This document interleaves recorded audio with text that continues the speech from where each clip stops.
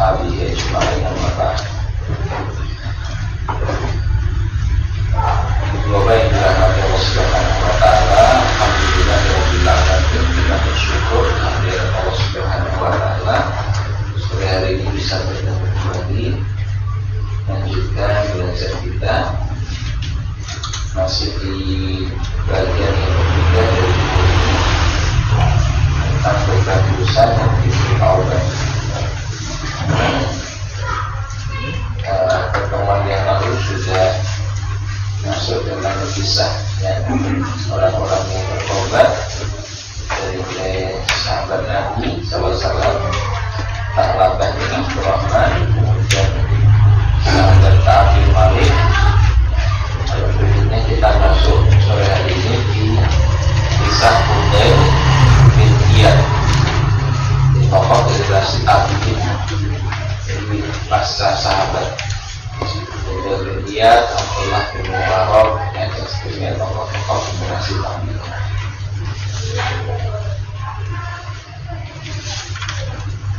Halaman 75, Keisahan Fudail bin Iyad.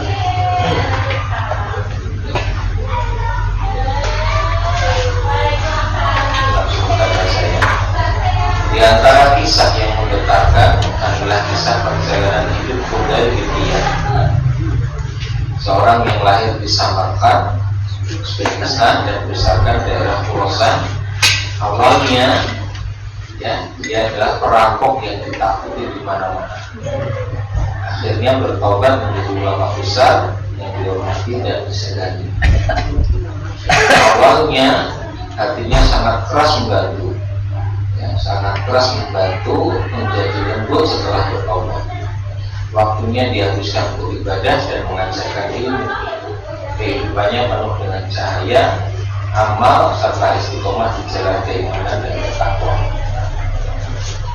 Pengantarnya Fudail bin Iyad itu masa lalunya adalah seorang perampok,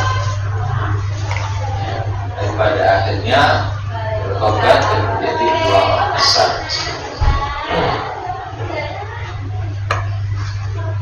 Jadi kalau ada yang punya masa lalu yang hitam,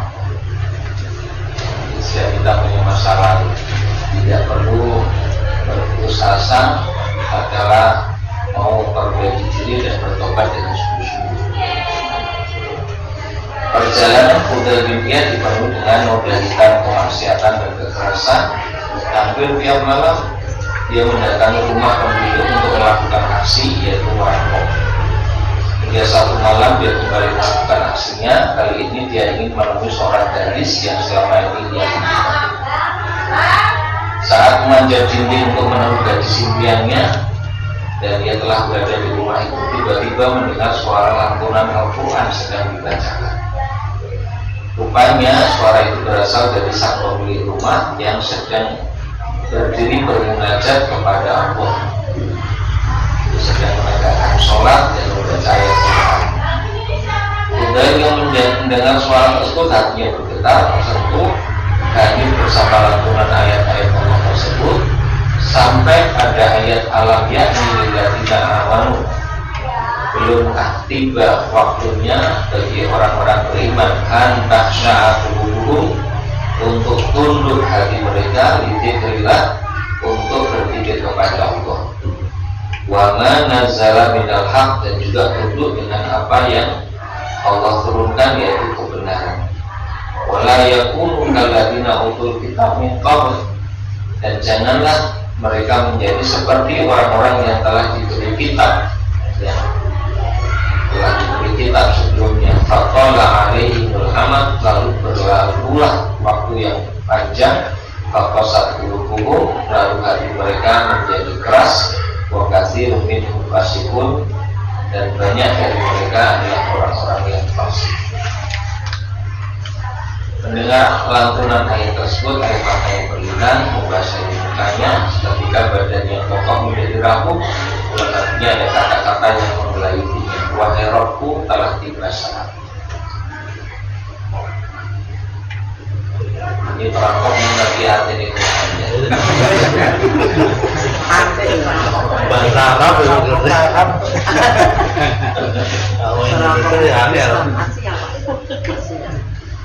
Iya, mungkin tidak orang memahami secara keseluruhan dan detail, tapi kalimat belum tibakah waktunya itu bisa jadi orang sekilas kemudian terbersih apa salah wasih ini. Apakah akan seterusnya aku melakukan perbuatan seperti ini? Bisa jadi. Nah, tapi yang jelas di ayat ini Allah mengingatkan orang-orang beriman ya, agar segera berhenti dari perilaku salah dan maksiat ya, agar tunduk hati mereka mengingat Allah dan tunduk kepada kebenaran yang sudah diturunkan. Nah, lalu coba diungkapkan komparasi perbandingannya seperti orang-orang yang telah diturunkan kitab sebelumnya, sudah diturunkan kitab, tapi kemudian berlalu masa yang panjang. Ini kitab itu tidak dibaca, tidak dipelajari sampai demikian panjang waktu berlalu, mereka lalai dari isi kitab yang diturunkan itu. Fakosatul qulub itu untuk menjelaskan banyaknya dosa sehingga hati menjadi keras. Fakosatul qulub, kemudian yang terjadi lokasi rumit fasik. Banyak dari mereka itu menjadi fasik, artinya menjadi pelaku dosa yang sudah terbiasa dengan itu. Jangan seperti itu. Jadi Allah mengingatkan. Ya, kapan lagi waktunya ya untuk mau mengingat Allah dan tunduk dengan kebenaran. Jangan seperti orang-orang yang dulu sudah diturunkan kitab, tapi kitab itu tidak dibaca, tidak dipelajari, tidak diamalkan, dan mereka berkembang terus dengan dosa dan kemaksiatan sampai hatinya keras ya, dan mereka menjadi orang-orang yang terus menerus dalam berbuat dosa. Nah, sehingga dia kemudian tersentuh dengan ayat itu dan mengatakan ya Rabb Allah tiba.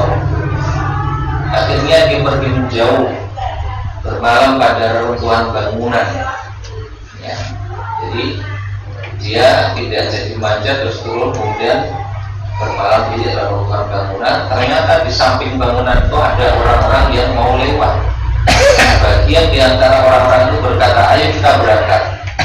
Sebagian ketakutan dan bilang jangan dulu, nanti subuh kita berangkat, jangan sekarang, nanti aja subuh, karena Budaya sekarang akan menghadang kita di jalan. Sudah hafal mereka kalau malam hari bahaya, bisa dicegat semua Budaya untuk dirampok. Mendengar perbincangan itu, Budaya akhirnya berpikir dan berkata di hati, aku berbuat dosa di malam hari, sementara kaum muslimin di tempat ini takut kepada. Aku memandang Allah tak akan menggiringku kepada mereka, kecuali pasti mereka akan gemetar karena takut kepada. Ya Allah, sungguh kini aku bertobat kepadamu dan aku jadikan taubatku hidup di Baitullah. Terus ketika aku bertobat dan pengen pertobatannya untuk hidup di Baitullah. Setelah kejadian juga pergi ke Baitullah. Sesungguhnya bertobat dia menuju ke Baitullah dan melalui hari-harinya dengan ketaatan kepada Allah sampai dikenal dengan sebutan Abidul Haramain, ahli ibadah dua tanah suci Makkah dan Madinah. Hidupnya digunakan untuk ibadah dan menuntut ilmu. Akhirnya dalam perjalanan hidupnya dia menjadi ulama besar, ilmunya lebar di berbagai majelis ilmu. Sampai hari ini kaum muslimin masih banyak merasakan manfaat ilmunya. Jadi banyak perkataan dan penjelasan Hudaybiyah yang dikutuk ya memahami agama ini. Ya, termasuk dulu ketika kita sampaikan ayat 2 surat Al-Mulk itu ahsanu amalah pada alladzi khalaqal mauta wal hayata liyabluwakum ayyukum ahsanu amalah. Keterangan dari Hudaybiyah, ahsanu amalah adalah amal yang ikhlas dan benar. Keterangannya dari berikutnya ketulisan pembunuh 100 orang. Ini adalah kisah seorang yang membunuh sampai 100 orang dan ingin bertaubat. Artinya selalu gelisah, tidak tenang dan diselimuti keresahan. Inilah kabar dari Rasulullah SAW tentang kisah orang tersebut. Di antara orang-orang sebelum kalian, kejadiannya tidak di masa Nabi SAW, tapi pada masa lalu. Ada orang yang membunuh 100 orang. Ia bertanya tentang orang yang paling tinggi ilmunya pada masa itu. Maka ditunjukkan pada seorang rahib, pendeta Yahudi rahib. Ia pun datang pada rahib tersebut, lantas berkata, ia telah membunuh 99 orang. Apakah masih terbuka taubat baginya? Maka sang rahib menjawab, tidak. Ia pun membunuh rahib itu, sehingga menggenapkan jumlah orang yang dibunuh menjadi 100. Kemudian dia bertanya lagi mengenai orang yang paling tinggi ilmunya pada saat itu. Maka ditunjukkan kepada seorang laki-laki yang berilmu. Dia berkata, dirinya telah membunuh 100 orang. Masih adakah taubat baginya? Sang alim, orang yang berilmu tadi menjawab, ya. Siapa yang menghalangi antara dia dan taubat? Ya, tidak ada penghalang untuk bertobat. Pergilah ke negeri ini dan ini. Sungguh di sana ada orang-orang beribadah kepada Allah Ta'ala bersama mereka, dan jangan kembali ke negerimu, karena ia negerimu itu merupakan negeri kesehatan. Maka berangkatlah ia. Ketika mencapai setengah perjalanan, datang kematian menjemputnya. Maka para malaikat rahmat dan malaikat azab berselisih mengenai keadaannya. Malaikat rahmat berkata, ia datang dalam keadaan bertobat, menghadapkan hatinya kepada Allah Ta'ala. Sedang para malaikat azab berkata, sesungguhnya ia belum melakukan amal kebaikan sama sekali.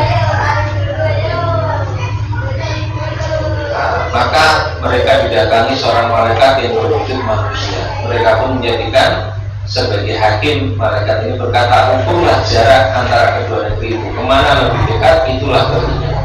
Mereka mengukur, mendapati jarak negeri yang lebih dekat. Maka para malaikat rahmat membawa rohnya.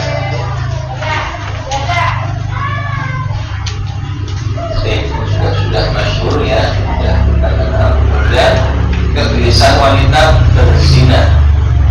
Akibat perzina yang dilakukan wanita dari Bani Juhainah mengandung. Hatinya diliputi kegelisahan, hidupnya tidak tenang, dosa-dosanya selalu membayangi dan menghampirinya. Akhirnya dia datang pada Rasulullah SAW. Perempuan itu berkata, ya Rasulullah, aku telah melakukan perbuatan yang termasuk dalam hukuman had. Maka laksanakan hukuman itu terhadap. Maka Rasulullah SAW memanggil walinya. Beliau bersabda, rawatlah ia dengan baik. Apabila telah melahirkan, datanglah kepada kami. Tidak langsung dijatuhi hukuman saat mengandung, tunggu sampai melahirkan. Dia pun melakukan perintah itu. Kemudian Rasulullah memerintahkan agar pakaian perempuan itu diikatkan kuat, ya, pada dirinya. Kemudian memerintahkan untuk dirajam. Dan Rasul mensolatkannya. Maka Allah bertanya pada beliau, engkau mensolatkannya wahai Rasulullah, padahal ia telah berzina. Dan bersabda, ia telah bertaubat, yang sekiranya taubatnya dibagikan pada 70 orang dari kalangan penduduk Madinah, niscaya mencukupi mereka. Adakah kamu menemukan yang lebih utama daripada dia yang telah rela mengorbankan dirinya untuk Allah? Jadi orang kalau sudah bertobat tidak boleh dinilai dengan masa lalunya. Nah, kan kita suka menilai orang dengan masa lalunya. Kita ngomong daki-daki itu saya juga yoko. Jadi nggak boleh. Kalau orang sudah bertobat sudah, jangan dinilai dengan masa lalu. Kemudian nikmatnya taubat. Setelah seluruh kisah tadi, kemudian dijelaskan bagaimana taubat itu satu, ya, kenikmatan dari Allah Subhanahu wa Ta'ala. Ada kisah yang dinukil dari kitab dari Sa'id, cerita tentang kejujuran seorang anak yang menjadi sebab taubatnya seorang perampok. Si anak ini diutus ibunya. Anak ini berusia 13 tahun. Kemudian pergilah si anak ini bersama kafilah dagang dari Mekah menuju ke Baghdad. Nah, si ibu ini menitipkan uang besarnya 300 dinar agar diberikan pada kerabatnya kalau sudah sampai di Baghdad. Sebelum berangkat ibu tersebut berwasiat kepada anaknya agar tidak bohong dan senantiasa bertakwa pada Allah. tengah jalan kafilahnya dihadang perampok, merampas seluruh harta miliknya, sampai pemimpin perampok mendekati anak tersebut dan bertanya, kamu punya apa ya anak kecil? Nah, itu menjawab, saya memiliki 300 dinar. Maka perampok tersebut kaget karena besarnya yang dibawa, langsung diambil seluruh uang milik anak tersebut, lalu dihitung benar jumlahnya 300 dinar. Lalu pemimpin perampok bertanya lagi, tahukah kamu siapa saya? Mengapa kamu begitu jujur mengatakan? Anak tersebut menjawab, saya telah berjanji kepada ibu saya untuk tidak berdusta selamanya, dan saya takut mengkhianati janji ibu saya tersebut. Mendengar jawaban anak tersebut, pemimpin perampok ketakutan dalam hatinya. Jika kamu berjanji pada ibunya untuk tidak berbohong saja kamu tepati, padahal saya berjanji pada Allah untuk tidak mencuri selamanya. Sejak saat itu perampok tersebut bertobat pada Allah, kemudian mengirubah ibunya mengembalikan barang yang dirampoknya. Taubat adalah tanda kemahaluasan pintu rahmat Allah. Ya, Allah masih memberi kesempatan sebesar apapun dosa seseorang, asal dia bertobat, Allah berkenan mengampuni, menerima taubatnya. Disebut dengan keluasan pintu rahmat Allah. Pintu pembuka kembali hubungan seorang hamba dengan Rabbnya itu bertobat, dia terhubung kembali dengan Allah. Tali penyambung yang terputus, membuka jalan yang terhalang oleh dosa dan maksiat. Dosa dan maksiat itu yang menghalangi jalan menuju Allah. Hanya orang-orang yang sombong, yang tidak mau kembali kepadanya, yang tidak mau tobat, itu orang sombong, enggan bertobat, merasa tidak pernah berdosa, hidupnya disibukkan dengan kebanggaan diri dan fakta modern daripada dunia. Ampunan Allah Maha Luas, tak peduli seberapa besar dosa kita, jika kita kembali kepadanya, Allah akan berikan ampunan, keridhaan dan kasih sayang. Kemudian dan kutipan hadis qudsi, ayat Quran dan juga hadis Nabawi tentang hal ini. Dalam hadis qudsi disebutkan, pernah kita pelajari di Arba'in An-Nawawiyah. Coba diperhatikan, di sini ada 3 hal yang masih dicermati. Kalau Allah tabaraka wa ta'ala, Allah tabaraka wa ta'ala berfirman, ya benar Adam, wahai anak Adam, wahai manusia, innaka ma da'autani wa rajautani. Saya tuliskan berbeda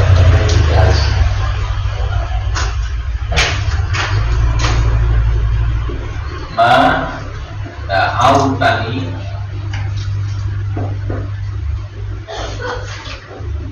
wa rajautani.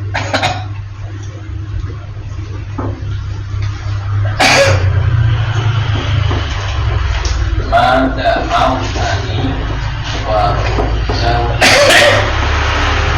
Yang pertama,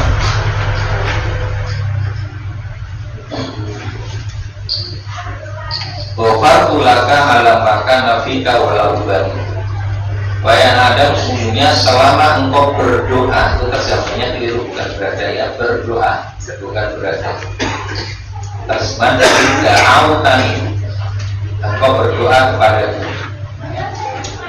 Dan ditulis berada kan? Iya, harus salahnya. Jadi selama engkau berdoa, bukan berada. Terjemahan dari ma da'autani, selama engkau berdoa kepadaku, wa rajautani, dia berharap kepadaku. Ghafartu laka, aku ampuni untukmu, ala makana fika, ya, dosa-dosa yang ada padamu yang sudah lalu, makana apa yang sudah lewat, fika padamu dari dosa-dosa, maksudnya walau bali, dan aku tidak peduli, ya, tidak peduli itu mau seberapa besar, seberapa banyak dosamu, aku ampuni. Selagi engkau mau berdoa dan berharap kepada dosa. Yang kedua, ya benar Adam, wahai anak Adam, lau balagot bunuh buka. Seandainya bunuh buka dosa-dosa itu balagot mencapai ananas sama, mencapai apa namanya, cakrawala langit, setinggi langit, seluas langit. Tumas tagfartani, kemudian engkau mohon ampunan kepada. Nah, buat yang kedua ini dicermati adalah tuma istighfar, tuma istighfar, kemudian engkau mohon ampunan pada istighfar. Ghafartu laka, aku ampuni yang untukmu, walau bali, dan aku tidak peduli. Tumastaghfirlah. Bagian kedua, tumastaghfartan.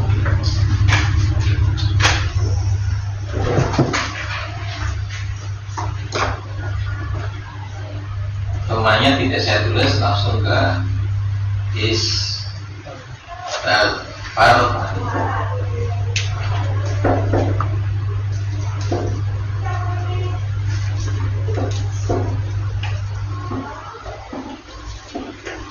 Kuma istighfar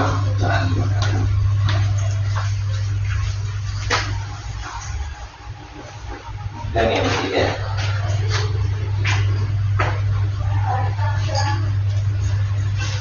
ketiga, ya benar Adam, wahai anak Adam, innaka law ataitani bi qurabil ardi khataya.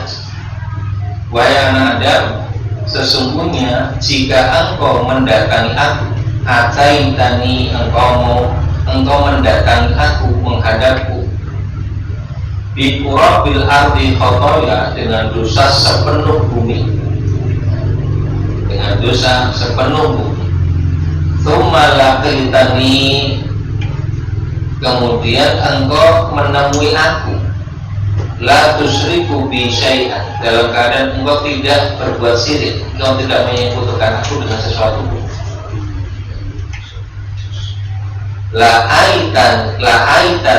La'aituka, benar-benar aku akan mendatangi kamu di la'ataituka, benar-benar ataituka, aku akan mendatangi kamu di qurabiha maghfiratan, dengan ampunan sebesar itu pula, seperti itu pula. Bagian ketiga daripada laqitani la tusyriku bi syai'an.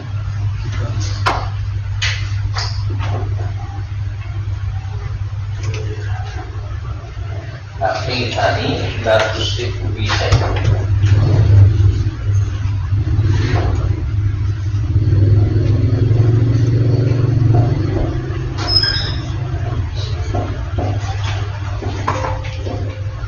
Laqitani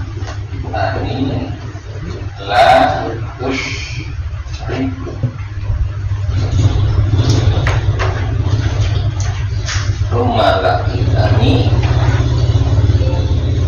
la tusyriku bi syai'an.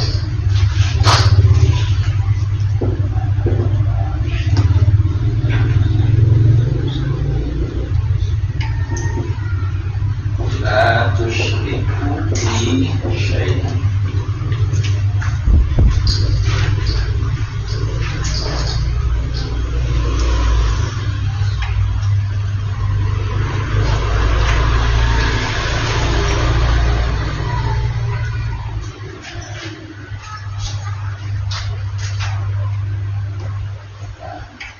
Ini semua akan berbuah ampunan dari Allah. Ghafartu laka la ubali, ya, aku ampuni, ya, dosa-dosamu, aku tidak peduli.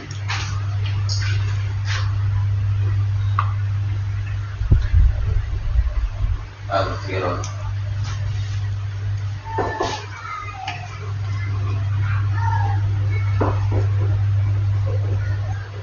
Maghfiratun minallah.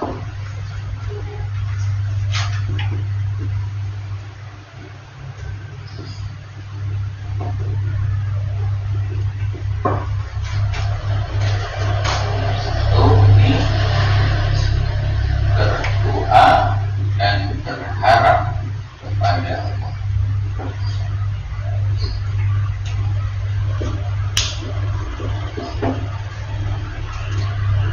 Istighfar, mohon ampunan pada Allah.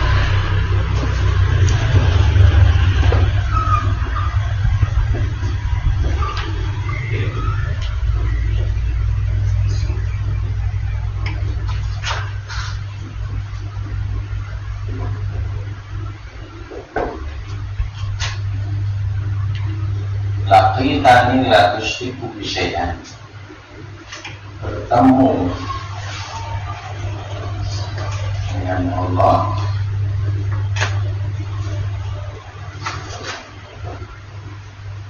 dalam keadaan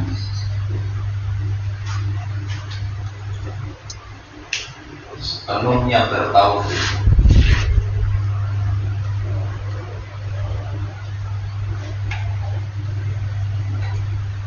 sedikit pun tidak ada kesyirikan, melakukan kesyirikan, sedikit pun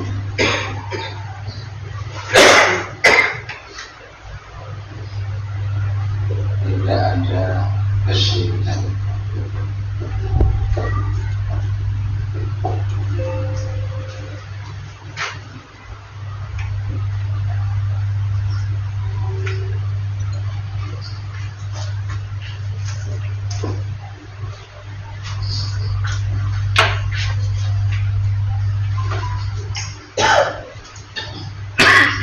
Satu, ya, doa itu penting sekali.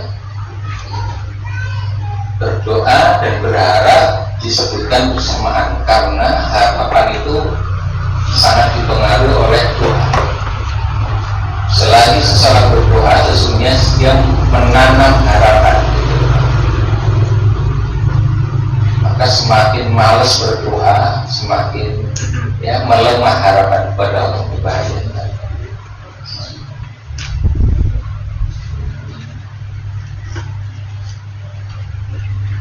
Maka teruslah berdoa yang akan menumbuhkan dan menguatkan harapan kepada Allah Subhanahu wa Ta'ala.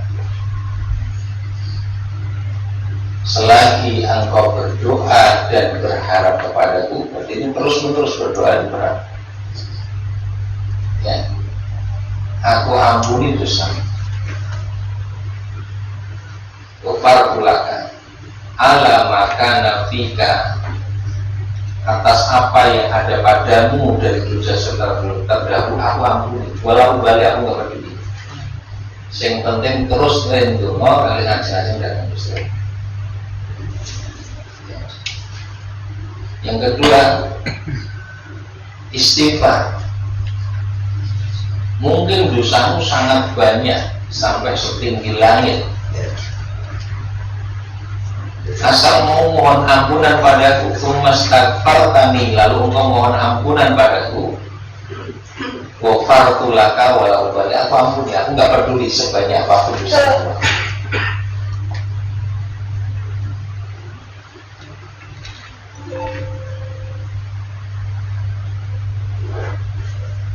Yang satu dan dua itu selagi kita masih dikasih kesempatan hidup, teruslah doa, teruslah berharap, teruslah istighfar. Selama itu kita lakukan, ampun dosa-dosa. Poin ketiga, kalau sampai mati, ini sudah laki tani saat menemui aku, asal kamu tidak syirik, asal tidak syirik, aku ampun.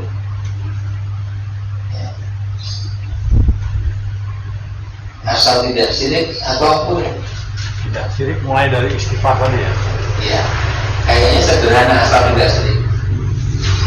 Karena orang nggak mungkin sepenuhnya bertauhid itu kemudian dia melakukan dosa. Orang tidak mungkin kalau doanya sungguh-sungguh dan terus-menerus akan kehilangan harapan, dan selalu berharap akan menjadi motivasi yang sangat kuat untuk terus tahan. Kayaknya kan cuma doa dan berharap, tapi ini pasti akan mempengaruhi sikap perilaku. Ya, kayaknya cuma istighfar, tapi kalau istighfar yang benar pasti akan menghentikan berbagai dosanya. Karena istighfar itu bukan sekedar pengucapan kata-kata dan kalimat, tetapi dia ada penyesalan hati yang diungkapkan dengan lisan, ya. Lalu kejujuran dalam pengampunan itu akan tindak lanjutnya ya taat juga. Tapi ini kunci. Secara praktis teruslah berdoa dan berharap kepada Allah, ini yang kemudian nanti akan menguatkan motivasi kita untuk terus melakukan amal kebaikan. Mungkin melakukan kesalahan, kurang dalam melakukan ketaatan, istighfarlah, mohon ampun. Istighfar itu yang kemudian akan memperbaiki kekurangan-kekurangan kita, Allah ampuni, lalu kita terus perbaiki. Akan sampai pada saatnya jatah usia habis, tapi yang dilakukan tuh poin 1 dan 2 itu masuk dalam pengertian di hadis ini. Ataitani bi qurabil ardi khotoya, engkau mendatangi aku, yaitu kembali pada Allah. Ya. Saat kembali kepada Allah dari kehidupan di dunia, saat itu dalam kondisi bikuro bil ardi khotoya, dosa itu sepenuh bumi. Tapi selama hidup itu terus berdoa, berharap kepada Allah, terus istighfar melakukan kesalahan, sampai batas tatkala dunia mau ditinggalkan itu dosanya masih banyak. Karena digambarkan sepenuh bumi. Ya. Asal saat ketemu dengan aku, engkau mendatangi aku, yaitu kembali kepada Allah dalam keadaan latus ribu bisai, engkau tidak menyebutkan aku dengan satu pun, aku akan temui engkau dengan ampunan sebesar. Intinya pun nomor yang dijaga itu pakai bisa. Ya. Dan prakteknya kalau orang itu sepenuhnya bertauhid, dia akan takut dengan dosa. Dia akan sungguh-sungguh melakukan ketaatan. Kalau dia mengesahkan Allah, meyakini Allah sebagai Rohnya, beriman kepada Allah Subhanahu wa Ta'ala, ya melakukan dosa itu betul-betul. Nabi saya mengatakan, tidaklah beriman seorang mukmin yang berzina saat dia berzina. Tidaklah beriman seorang mukmin yang membunuh saat dia membunuh. Karena saat melakukan dosa itu berarti yang di nomor 1 kan selain Allah. Iya kan? Jika ia bertauhid pasti doa itu dosa. Takut. Iya. Nah, faktanya bisa jadi orang sempat mengalami kelemahan iman seperti itu, kemudian dosa sampai benar-benar dilakukannya. Tapi terus dia dosa ya istighfar, terus doa kepada Allah, terus berharap kepada Allah, terus perbaiki diri. Sampai jatah usianya habis, ternyata masih banyak menyisakan dosa-dosa yang sudah dilakukan. Tapi asal dia bertauhid, Allah ampuni. Ini bukannya palingnya dosa enggak, tapi kita ini nyatanya berusaha untuk orang melakukan dosa. Ya. Berusaha orang ngapusi, sosok ngapusi, sosok pembina. Iya. Tapi begitu saja asal perbaiki diri lagi doa begitu.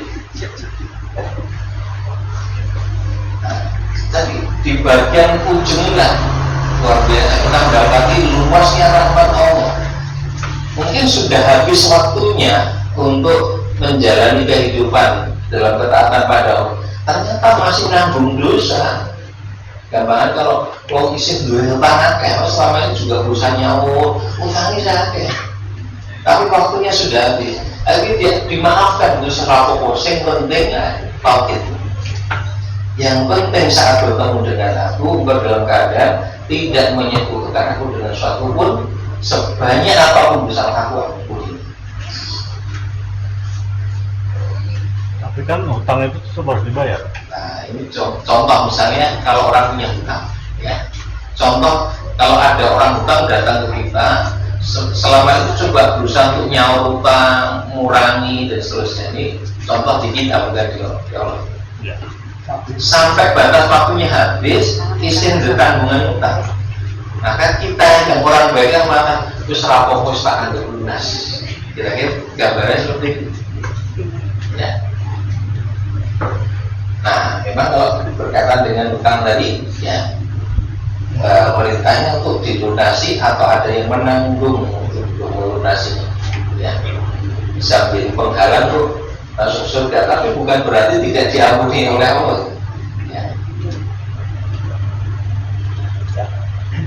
Kalau saat kemudian orang itu membunuh orang, ya. Tetapi membunuhnya itu karena membela diri, apakah kemudian saat dia membunuh itu berarti tidak bertauhid? Ya kalau membunuh alasannya bisa diterima oleh syariat ya tidak berdosa. Membela diri, mempertahankan harta, memang ini bisa ya caranya. Orang yang mati ya karena membela hartanya, membela kehormatan diri yang mati syahid.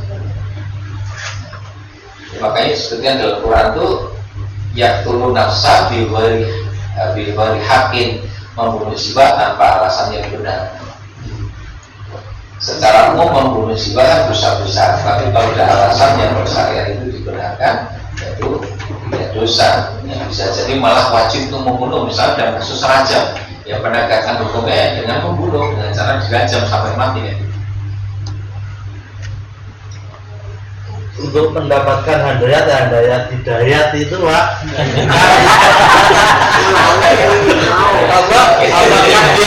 apakah tiga kata yang membolak-balikan hati itu Pak?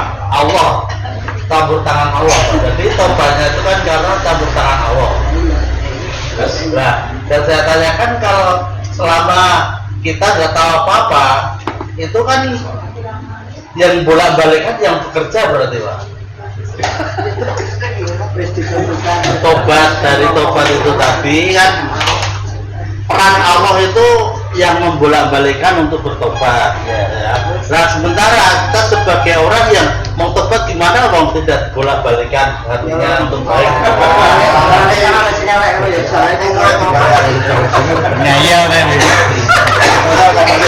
Itu kan seperti kita umat juga perampok itu kan juga karena membantu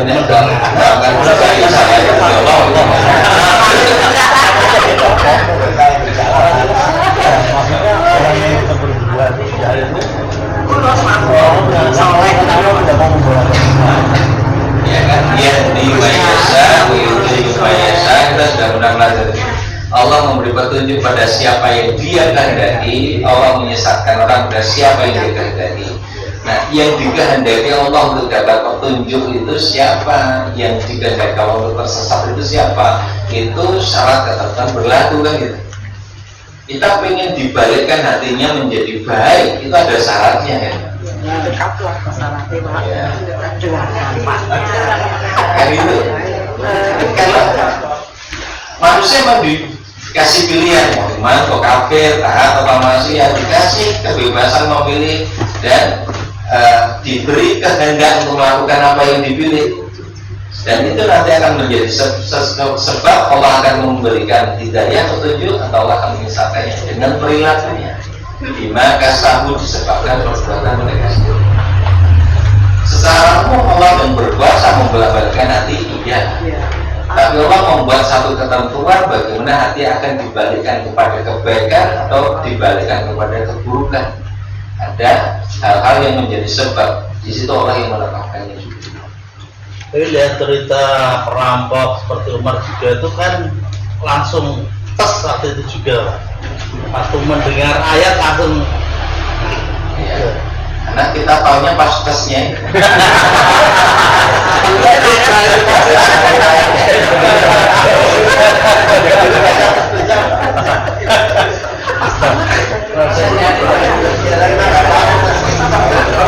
Kalah cerdas.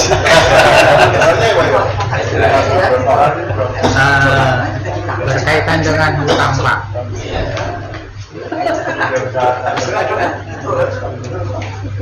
Kalau hutang terhadap bank Ya. pada saat kita meninggal, bangun mau bang apakah itu juga tetap harus dibayar? Kalau sama orang kita harus bayar ahli waris, kalau sama orang apakah tetap harus dibayar juga? Kalau pihak yang meminjami atau yang piutang ya, itu sudah merelakannya. Biasanya kan dalam kasus orang sudah meninggal dunia kan dianggap sudah lunas, sudah tidak punya hutang. Jadi kalau pihak yang menghutangi itu sudah merelakannya, mengikhlaskannya, ia menganggap lunas, ya sudah tidak ada kewajiban untuk mengembalikan. Ya. Nah, terkecuali memang masih menuntut haknya dari uang yang dipinjamkan kembali, maka itu harus ya dikembalikan.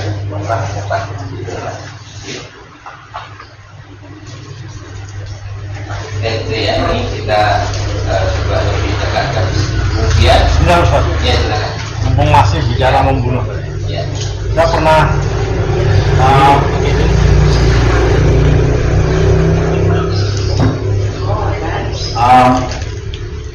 saya pernah diskusi para bapak, ya, beberapa bapak, teman-teman itu diskusi masalah yang terkait dengan masalah bunuh-membunuh. Salah satu kawan saya itu menyampaikan satu sikap.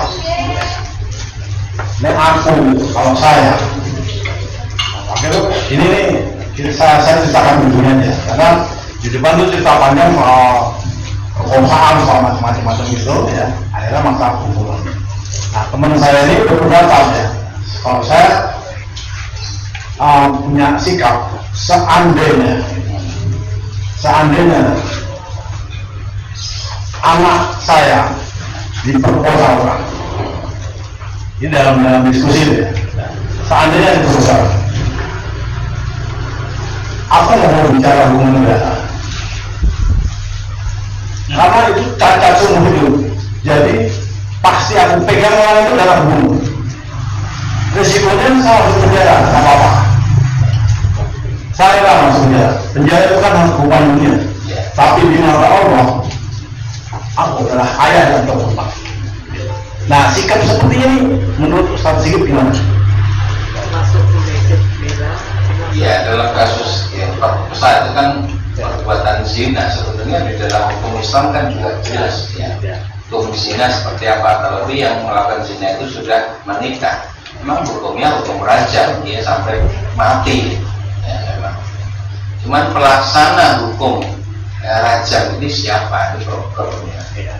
Nah, pada sisi kepastian hukum sesungguhnya jelas, hanya pelaksanaannya adalah pemimpin atau pemegang kekuasaan, pemegang urusan kaum muslimin, ya. Tidak bisa dilakukan oleh orang per orang. Nah, kemudian faktanya berada di satu negeri, wilayah yang hukum seperti ini belum diterapkan, ya. Lalu dia melakukan tindakan sendiri untuk misalnya membunuh pelaku pemerkosaan tadi, ya. Apa namanya, ada bagian ini, ada dosa membunuh yang kalau itu tanpa alasan yang benar itu sudah pasti juga hukumnya hukum qisas itu. Tapi seandainya memang ada alasan yang bisa diterima, layak dipertimbangkan, dan misalnya kita mendapati tidak ada hukum yang jelas dalam kasus-kasus yang lebih terperinci seperti itu di dalam fikih atau syariat Islam, bukan berarti tidak ada hukumnya, tapi diserahkan kepada ulul amri. Jadi ada hukum-hukum yang tatkala tidak didapati secara tekstual di dalam nas Quran maupun hadis-hadis yang sahih, maka pemegang kekuasaan kaum muslimin diberi kewenangan untuk menetapkan satu hukum. Ya. Misalnya orang mabuk minuman keras, apa para ulama ya kemudian menetapkan satu hukuman cambuk misalnya. Padahal nasnya nggak ada, Quran ada, hadis nggak ada. Maka orang yang punya kewenangan menetapkan hukum itu diberi wewenang untuk membuat hukum bagi pelaku kesalahan zina. Nah, seperti itu. Jadi ini kasus seperti tetap coba untuk dibawa kepada ranah hukum, kemudian siapa yang punya kewenangan untuk menetapkan hukum itu yang seharusnya yang seharusnya dalam kaca pandang syariat itu diberi hak untuk menjatuhkan hukuman. Nah, tatkala ada pribadi-pribadi misalnya dalam ini orang tuanya atau siapa yang tidak terima dengan itu kemudian melakukan tindakan yang hukum semacam itu, mungkin di dalam hukum manusia dia bersalah kemudian dia mendapatkan sanksi hukum dan sebagainya, tapi di sisi Allah ya belum tentu juga, ya Allah Subhanahu wa Ta'ala juga maha pengampun. Tapi kita juga tidak mengatakan rapopo, dosa ya, dan tidak mendapati apa namanya dalil yang pasti tentang hal itu. Ya. Kalau seperti itu dibolehkan begitu saja, dibenarkan, ya kacau, karena masing-masing akan melakukan tindakan sendiri-sendiri. Iya. Ya, ada kekacauan secara sosial. Jadi tetap harus ada yang punya kewenangan di dalam menetapkan dan melakukan eksekusi hukum. Tidak bisa diserahkan kepada masing-masing pribadi karena ini berkaitan dengan tata hubungan sosial. Nah, saya kira seperti itu. Jadi apa namanya? Ya dalam kasus tadi bisa mungkin berharap diampuni oleh Allah karena motivasinya itu bukan sesuatu yang kejahatan. Tapi tidak bisa kemudian secara formal kita katakan ini dibenarkan, tidak mengapa dan sebagainya. Ya, karena ini wilayah hukum yang berkaitan dengan problem kehidupan sosial yang dalam tata aturan Islam, ya, tata aturan masyarakat Islam itu harus diserahkan kepada pemegang kekuasaan kaum muslim. Saya kira itu. Ya. Kalau dalam misalnya tidak ada di hukum, tidak ada secara satu itu diserahkan ulul amri itu. Dalam hal ini pemerintah ini apakah di sini ulama atau hakim? Idealnya ya pemimpin kaum muslimin itu yang sangat juga ngerti agama, karena dalam mengatur urusan banyak orang dia harus mendasarkan tuntunan agama. Idealismenya begitu ya, dan sebanyak sejarah itu yang menjadi pemimpin kaum muslimin ya, bukan sekedar aspek politis ya, tetapi memang orang-orang yang sangat mendalam pemahaman agamanya. Abu Bakar As-Siddiq, Umar bin Khattab, Utsman bin Affan, Ali bin Abi Thalib, itu orang-orang yang sangat berilmu ya. Bahkan di masa pemerintahan Umar pun dia masih merasa perlu untuk buat satu kelompok khusus yang akan memberikan masukan-masukan pada maka dewan penasihat Umar. Itu artinya sebenarnya arahan Islam dalam masalah kepemimpinan itu faktor kualitas agama menjadi sangat penting. Nah, memang secara umum dalam tata pemerintahan Islam ulul amri ya, siapa jadi pemimpin umum keseluruhan orang di situ. Kalau di satu negara ya ulul amrinya. Cuma untuk menyebut itu sebagai ulul amri dalam fikih Islam itu juga susah karena begini. Lalu nonton aku, misal kalau jalur disebut ulul amri. Ya, kemudian menuntut untuk dipatuhi sebagai ulul amri. Padahal aturan Islam aja nggak dipakai. Iya. Ya. Nah ini yang agak susah kan di situ. Ya. Nah maka ada pengertian ulul amri dalam makna khusus adalah para ulama, karena al-amri di sana pakai alif lam ma'rifah, itu maknanya urusan dalam pengertian ad-din. Al-amr bermakna ad-din. Ulul amri orang yang mengetahui perkara atau pemegang perkara agama ini adalah memegang masalah agama adalah al-ulama. Ya, misalnya ada man ahdatsa fi amrina hadza, barang siapa yang mengadakan satu urusan ya fi amrina hadza, dalam urusan kami ini, urusan ini adalah agama kami, fi dinina. Maknanya man ahdatsa fi amrina hadza, maknanya man ahdatsa fi dinina. Jadi amr di sana maknanya adalah agama, pemegang urusan agama adalah ulama.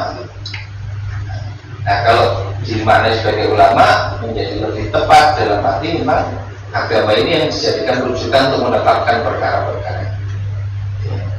Nah, sehingga idealnya yang jadi pimpinan umum ya, di mana kaum muslimin itu hidup ya orang yang paham tentang persoalan agama.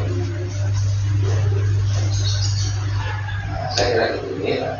Nah, seandainya pemimpin itu bukan pemimpin yang ideal dalam bahasa pandang Islam, tetap punya hak untuk ditaati, dipatuhi selama perintahnya bukan hal yang maksiat.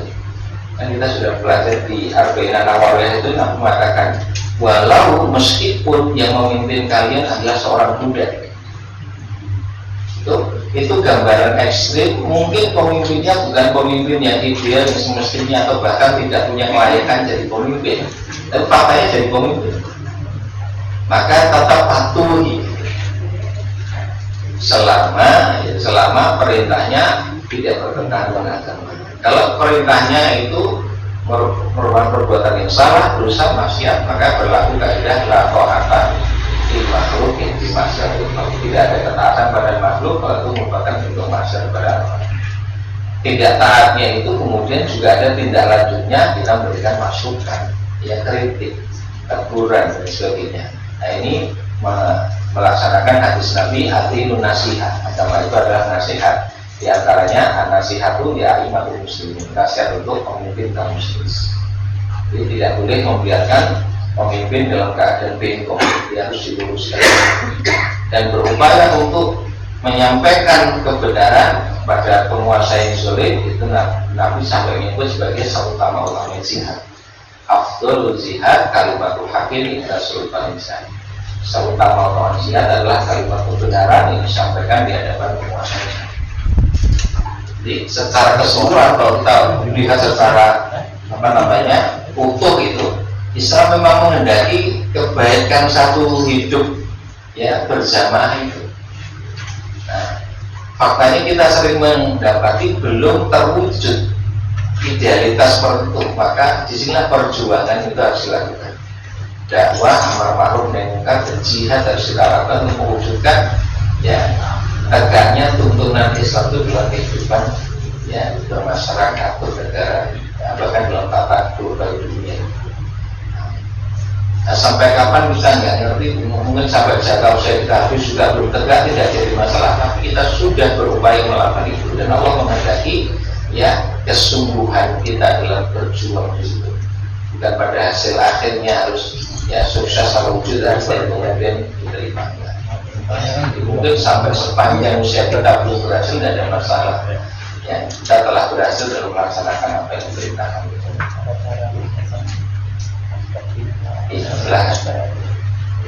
Terkait dengan zina tadi. Ya.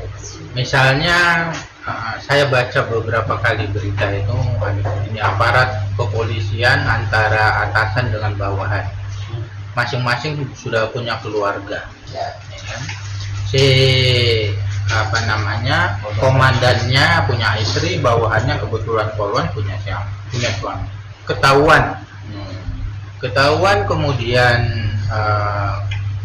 kena sanksi administrasi, kode etik dan sebagainya. Nah, apakah hukuman setelah menjalani hukumannya misalnya ya sudah kena sanksi kode etik, penurunan pangkat, kemudian mungkin dia di penjara 1 tahun. Nah, selepas dari itu sudah menjalani hukuman itu, kemudian kembali ke masyarakat, sikap kita sebagai umat Islam bagaimana terhadap orang tersebut? Yang melakukan kesalahan sudah menjalani sanksi hukuman, terus kembali ke masyarakat. Ya. Kalau benar-benar bertobat, kita tidak boleh ya menilainya dengan masa lalu yang telah dilakukan. Yang perlu dipastikan adalah bertobat dengan sungguh-sungguh itu. Pasca dia menjalani hukuman, anggaplah itu formalitas pertobatan sudah dilakukan karena dia menjalani hukuman itu. Tobat sungguh-sungguh atau tidak yang tahu hanya Allah, kemudian dia sendiri. Karena ini problemnya hati. Ya. Ada orang sudah menjalani eksekusi hukuman secara formal, ya dia sudah menjalani akibat dari perbuatan kesalahannya.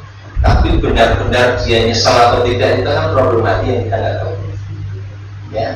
Tapi bahwa dia kemudian sudah balik dan memperbaiki lahiriah itu menjadi baik, meninggalkan kejahatan yang dulu pernah dilakukannya, maka harus diterima sebagai orang yang bertobat. Nah, kalau dia melakukan kesalahan, yang berlaku adalah dakwah amar ma'ruf nahi munkar, tawassul bil haq, tawassul bis sabr. Karena tidak menutup kemungkinan orang yang sudah pernah menjalani eksekusi hukuman, ya sudah berupaya untuk jadi orang baik, masih juga melakukan kesalahan. Ya.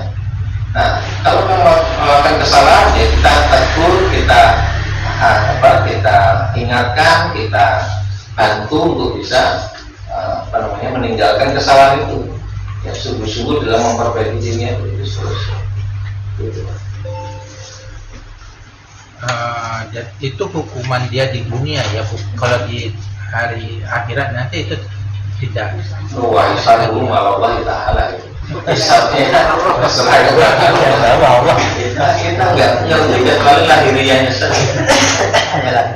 Yang bersangkutan dia berusaha tobat dengan sungguh-sungguh, menyesal dengan sungguh-sungguh, memperbaiki dengan sungguh-sungguh.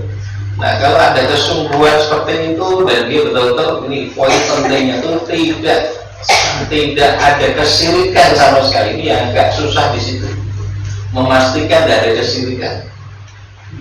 Ya, kalau kesungguhan sudah dilakukan sampai batas akhir dari hidupnya, masih banyak nanggung dosanya masih banyak catatan dosanya itu, belum selesai untuk berusaha membersihkan itu semua, tapi asal enggak syirik, Allah berkenan untuk mengampuni. Nah, luasnya rahmat Allah di situ. Itu dihitungnya silahkan. Masuk surga asal tidak. Tapi Jokowi bisa. Jokowi malah kami manuver ya kita. Saya mau bertanya, ini ada teman saya, dia ada bilang pertanyaan ya, teman ngaji juga, teman ngaji di rumah. Nah ini setiap karena apa? Dapat suami itu kan cuma tetangga. Terus suatu ketika kan kakeknya sakit, bapaknya sakit. Terus kan jarang di rumah, sering tempat ibunya. Nah itu kadang suaminya marah-marah, terus ibunya ditutup, boleh masuk kayak gitu. Jarang di rumah karena ngurusi. Ya, padahal sudah izin. Ya. Tetapi itu terus marah-marah terus. Terus suatu ketika kok teman saya itu dikatain, kamu kembali pakaiannya nggak usah di sini kayak gitu. Iya, itu teman saya itu maksudnya takut ini talak atau apa kayak gitu. Terus diajak hubungan suami istri itu teman saya menolak karena takut dosa.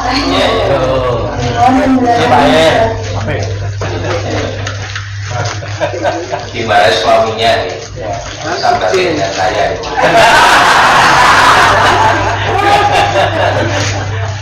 Ini ada Pak Heru. Coba ada Pak Heru.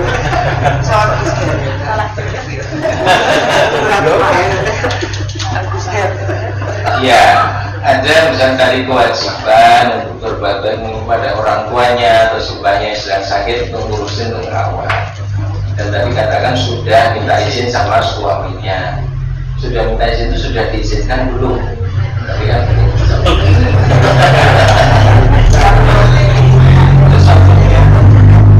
artinya itu melakukan hal yang baik ya, saja tidak minta izin. Kecuali itu satu kewajiban yang tidak bisa ditunaikan kecuali oleh dirinya, maka tidak diberi izin pun dia tetap melakukannya boleh. Ya. Tapi kalau itu kebaikan yang sifatnya sunnah seperti berpuasa sunnah, istri tetap harus dapat izin dari suaminya. Nah, tapi dalam kasus ini selain si istri tadi, ada nggak yang juga bisa ngerawat tadi bapak atau si mbahnya? Ini untuk memastikan statusnya ini kewajiban yang memang harus dia tunaikan, yang karenanya tidak butuh pemberian izin dari suami, atau memang sifatnya masih mungkin yang lainnya sehingga tetap dia wajib dapat izin dari suami. Yang kedua, semestinya suami itu memberikan support, dukungan untuk hal-hal yang benar, yang baik. Ya. Jadi apa yang menghalangi suami untuk memberikan izin pada istri kalau yang dilakukan adalah sesuatu yang baik? Seharusnya mensupportnya. Nah, suami istri itu seharusnya kan saling menolong, saling membantu untuk melaksanakan perintah Allah. Idealnya begitu ya. Nah ini prosesnya kenapa kan kita juga ngerti ya, harusnya seperti ini kan harusnya dapat informasi itu kalau melibatkan dua belah pihak ya informasi dari dua belah pihak. Ini yang situ yang dibedok, di lanang didomen. Jadi nggak bisa kita memutuskan kalau itu sepihak. Nah, terus kemudian perkataan suami saking mangkel gitu kan. Terus kalau rasa balik kan pakainya digawa sisan kan gitu.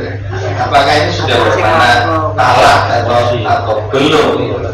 Kalau kalimat itu memiliki makna ganda, artinya tidak secara tegas, tidak secara lugas mengatakan aku cerai kamu, aku talak kamu, maka dia harus ditanyakan kepada pengucapnya, maksudnya apa? Ya. Walaupun jenis wong Rasul kita konino tambah Rasul, ngomongin ragu.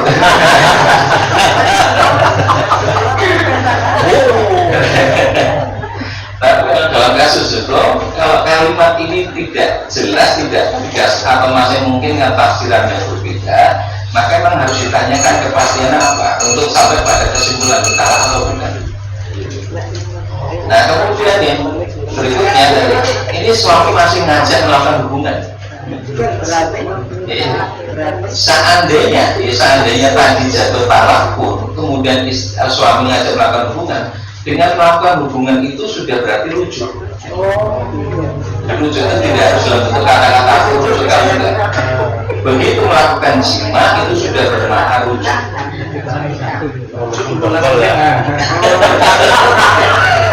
Nanti hijab lagi ya.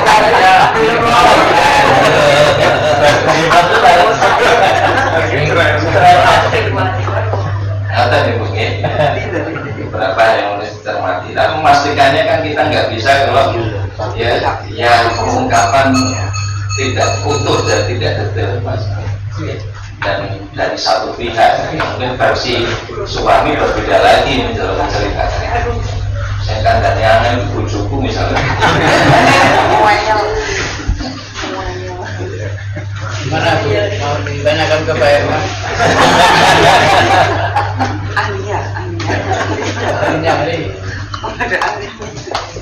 Kita tambahkan ya pada halaman 81 ada kutipan surat Toh ayat 82. Wa inni laghaffarun.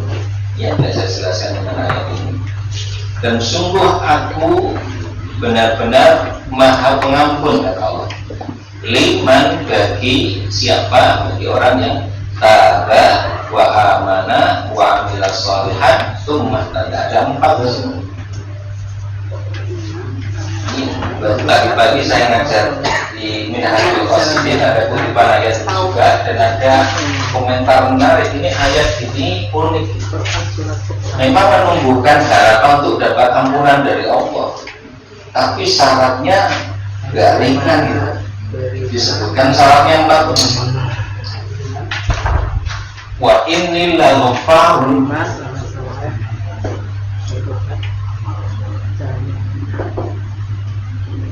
Dan sesungguhnya aku tahu laghaffarun, benar-benar maha pengampun.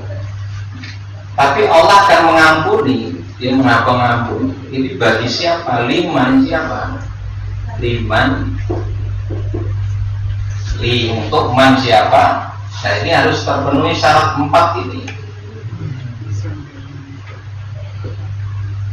Jadi ini berlaku hanya kalau kita terpenuhi. 5 apa itu? Taba, bertobat, wa amanah,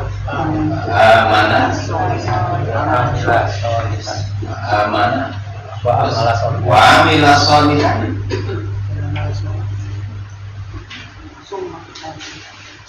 Wa amila sholihan. Terus tsumma ada.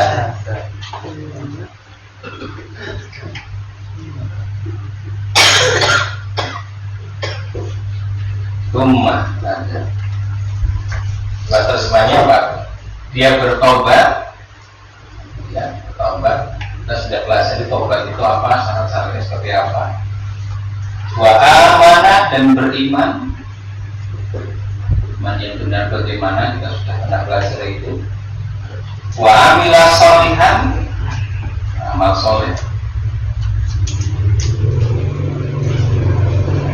Terus yang keempat apa? Rumah tangga, kemudian Tetap di jalan yang benar. ini yang berat. Tetap di jalan yang benar. Ini yang berat. Tetap di jalan yang benar.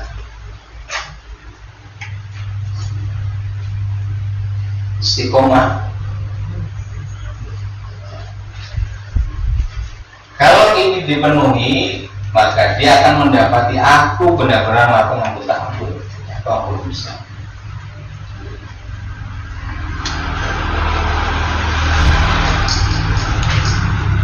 Jadi tadi saya baca dan saya ajarkan tadi di kitab Minhajul Qasidin. Penulis kitab itu Ibnu Qudamah mengatakan ayat ini unik, memang menumbuhkan harapan untuk dapat ampunan dari Allah. Tapi syarat ini berat. Syarat ini berat. Walaupun akan jadi mudah bagi siapa yang dimudahkan oleh Allah. Kalau orang membangun kesungguhan dan dia ikhlas, ya apa-apa yang berat itu akan menjadi ringan dan mudah. Allah akan jadikan dia mampu melakukan. Dia bertobat dengan tobat yang benar, dia beriman dengan keimanan yang benar, dia lakukan amal soleh dan dia tetap di jalan yang benar. Dia tetap mengikuti tuntunan Allah Subhanahu. Jadi sebetulnya poin 4 ini kan menekankan kesungguhan pada poin 1, 2, 3. Iya. Jadi pada saat poin 4 ini tidak terwujud, berarti poin 1, 2, 3 itu sebenarnya dia masih 80% atau 70% atau 60%. Iya, upaya untuk tetap ini ya ikhtiar itu kan tetap dalam petunjuk Allah.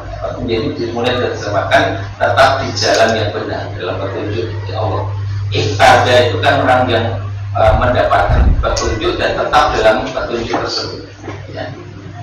Nah, seperti ihdinas siratal mustaqim itu sebenarnya tetapkan kami pada jalan yang lurus ini. Maknanya sebenarnya bukan hanya tunjukkan kami jalan yang lurus, tapi tetapkan kami pada jalan yang lurus. Nah, tanda di ayat juga begitu, agar tetap pada petunjuk Allah. Nah, tetap dalam petunjuk Allah itu, kalaupun dia melakukan dosa, ya istighfar. Ya, kalau melakukan kesalahan, ya berusaha untuk memperbaiki diri, itu tetap berada dalam petunjuk. Ya, bukan secara sadar terus-menerus melakukan penyimpangan. Gitu.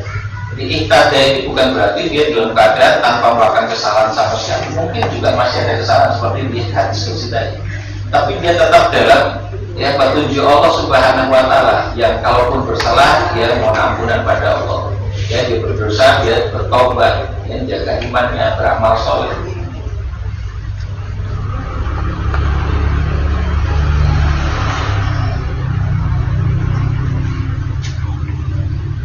Ya, mengupayakan untuk selalu taat kan itu. Perintahnya kan memang bertakwa pada Allah di mana saja berada. Tapi faktanya kita manusia yang punya kelemahan sehingga ya kadang-kadang mengalami kondisi yang lemah yang tidak bertakwa pada Allah di waktu tertentu, di tempat tertentu, dalam keadaan tertentu sempat lepas dari ketakwaan itu. Tapi saat melakukan dosa itu ada tuntutan bentuk ketaatan yang lain itu apa? Istighfar, taubat.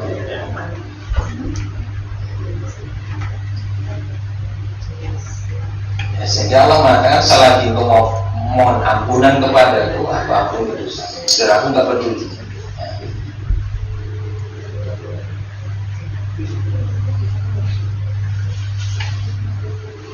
Nah, istri agar manusia itu tidak berputus asa tatkala melakukan dosa, tapi dia harus ngerti kalau mengalami keterlanjuran dosa itu dilakukan, dia harus segera mohon ampunan pada Allah dan bertobat dengan sungguh-sungguh. Ya. Dan besarnya ancamannya setelah kemurkaan Allah pada pelaku dosa agar dia tidak menyepelekan dosa tersebut. Jadi kan tetap mengupayakan target tertinggi itu nanti seorang melakukan itu dosa, tapi kenyataannya kok tetap kepleset. Saat itu istighfar lah, bertobat lah, begitu seterusnya. Kalau itu terus kita lakukan demikian, berarti kita tetap pada petunjuk Allah. Sadar. Nah, dan kalau selama seperti itu, maka inilah ghafarun, benar-benar maha pengampun. Bukan untuk menyepelekan dosa, ya. Karena pengen itu kayak murid itu serangan-serangan dosa berbablas kan, pengennya begitu.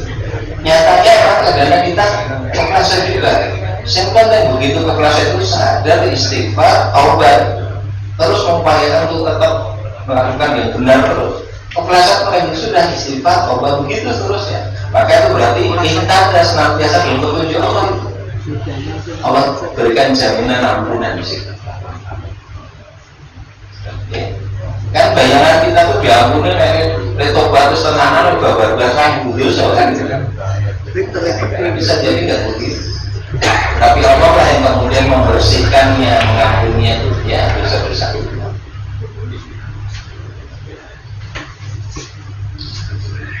Kesombongan apa lagi yang dipertontonkan bagi orang yang tidak mau kembali kepadanya?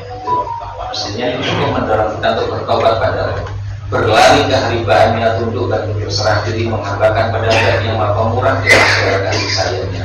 Inna Allah Ta'ala yasudu yadahu bilail yatuba musibun nahar.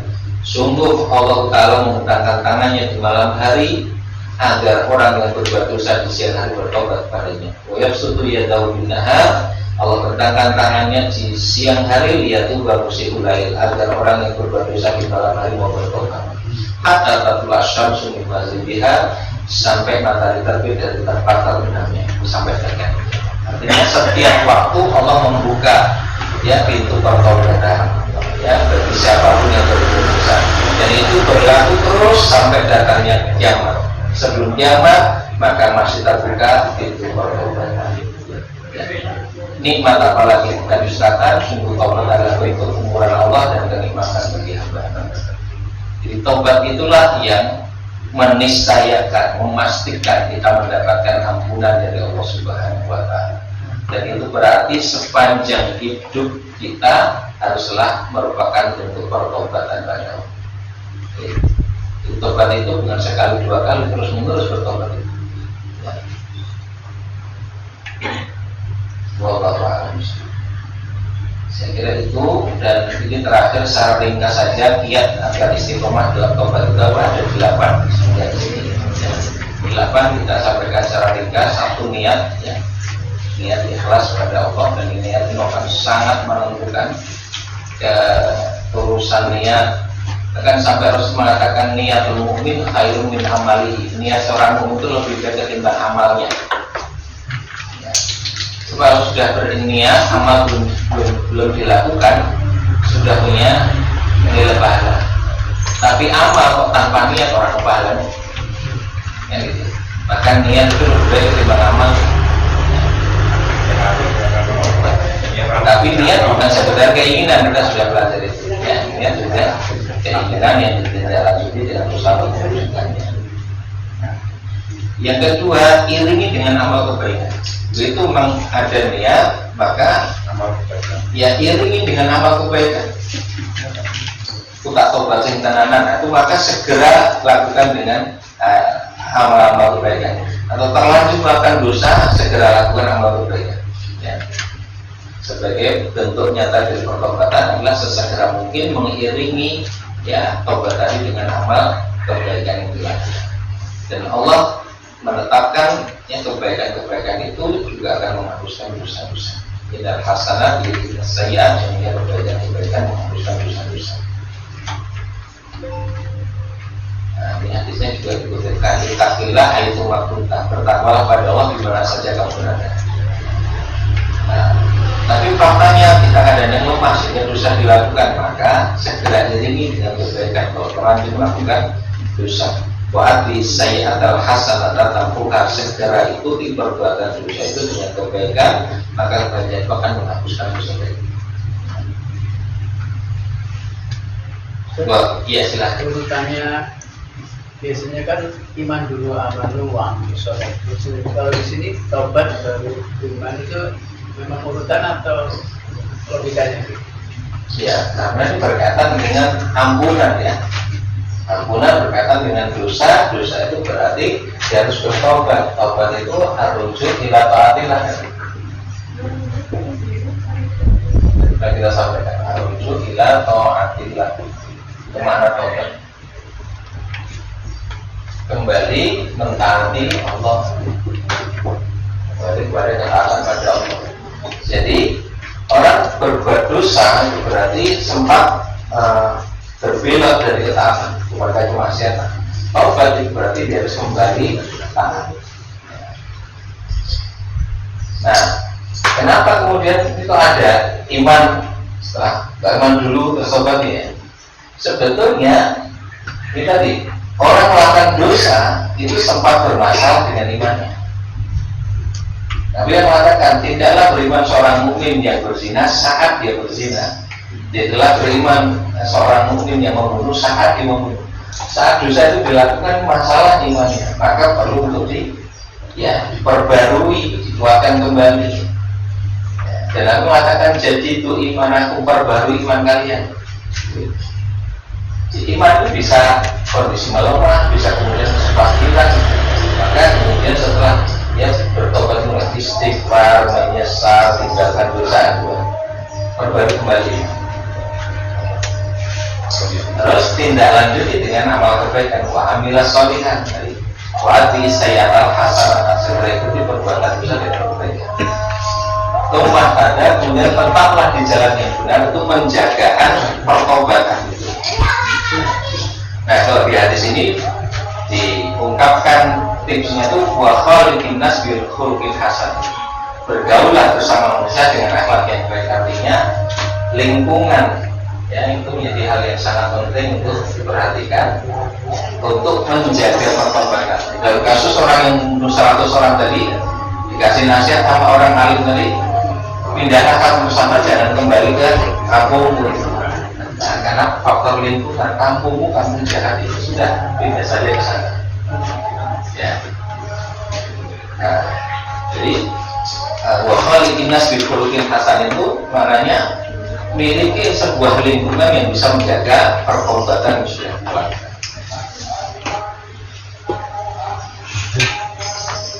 Oke, kita cukupkan, bisa kita sempurnakan di isi rumah dalam